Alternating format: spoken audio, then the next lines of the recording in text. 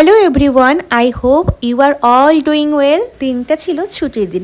আর ছুটির দিন মানে একটু লেট করে ওঠা, প্রায় 9টা বেজে গেছে।